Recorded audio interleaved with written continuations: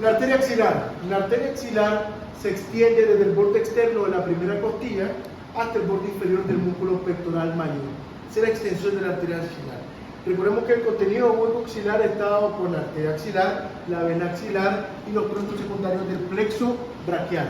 Entonces, la arteria axilar, como les digo, se extiende desde el borde externo de la primera costilla hasta el borde inferior del músculo pectoral mayor. A su vez, el músculo pectoral menor, que aquí lo podemos observar, divide a la arteria axilar en tres porciones. La primera porción que se encuentra por arriba del borde superior y la segunda porción que se encuentra por detrás de ella y la tercera porción que se encuentra en la porción inferior. Para hablar más o hablar directamente de los límites reales, la primera porción se extiende desde el borde externo de la primera costilla hasta el borde superior del músculo pectoral menor. La segunda porción se extiende desde el borde superior del músculo pectoral menor hasta el borde inferior del músculo pectoral menor. La tercera porción se extiende desde el borde inferior del músculo pectoral menor hasta el borde inferior del músculo pectoral mayor. Entonces, lo importante de eso es que de la primera porción nace una rama, de la segunda porción nacen dos ramas y de la tercera porción nacen tres ramas. Eso les va a ayudar a recordar. Entonces, de la primera porción, muchachos, nace la rama torácica superior, que nace es inconstante, no siempre está, ¿verdad? Entonces, cuando está, nace de la pared arterial inferior de la arteria axilar y se dirige inmediatamente hacia abajo a dar irrigación a los músculos de la región pectoral y también da irrigación a los músculos intercostales del primer y segundo espacio intercostal. Esa es la única rama que da la primera porción. La segunda porción da dos ramas, que es el tronco toracocromial o acromio torácico, también pues, lo pueden encontrar en la literatura como arteria toracocromial o acromio torácica, y la arteria torácica lateral. Son las dos ramas que dan la segunda porción. Entonces, del tronco toracocromial, que es la primera rama de la segunda porción, se divide en cuatro arterias. O sea, nace de la pared anterior de la arteria axilar, justo después de su origen, aproximadamente 1 o 2 centímetros después de su origen, se divide en cuatro ramas. Un ramo pectoral, que como su nombre lo indica, va a dar irrigación a los músculos de la región pectoral. Un ramo deltoideo, que va a dar irrigación al deltoides. Un ramo acromial, que va a dar irrigación a la articulación glenohumeral y a las estructuras musculares del área. Y un ramo subclavio, que va a dar irrigación al músculo subclavio.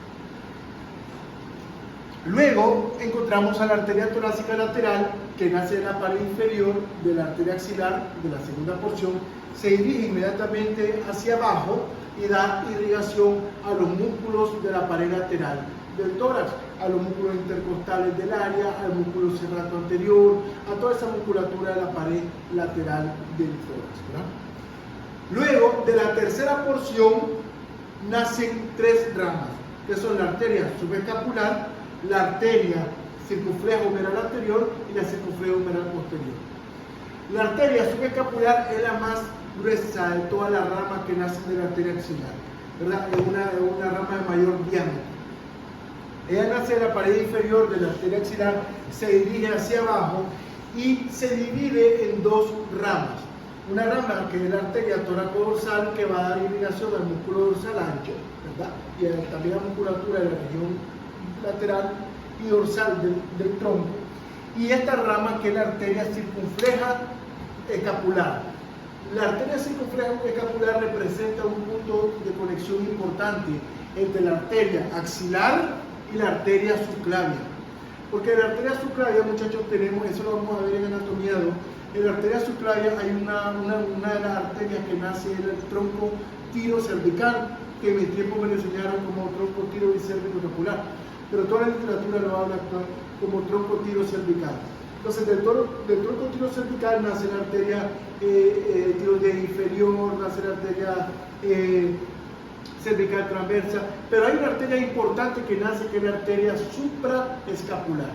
La arteria supraescapular aborda la escápula a través de la escotadura escapular, o sea, aborda la región posterior de la escápula, y aquí la podemos ver aparecer. Entonces, aquí tenemos la escotadura escapular, aborda la fosa supraespinosa, da irrigación al músculo supraespinoso y luego a través de la escotadura espinonenoidea aborda la fosa infraespinosa y da irrigación a la musculatura infraespinosa. Ok, y aquí se da la conexión o la anastomosis entre la arteria supraescapular, que proviene de la arteria subclavia, y la arteria circunfleja escapular, que proviene de la arteria axilar y que, bueno, vamos directamente a la arteria subescapular. ¿Quedó claro esa parte? Perfecto.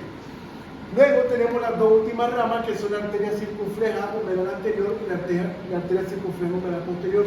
Estas arterias rodean el cuello quirúrgico del húmero.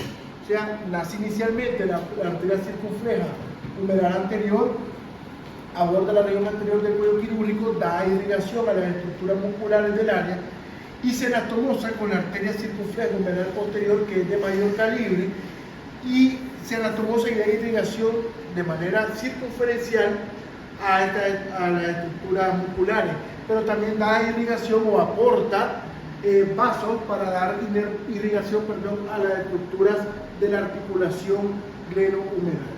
¿Ok? ¿Estamos claros? Perfecto. Es una arteria axilar. Facilita.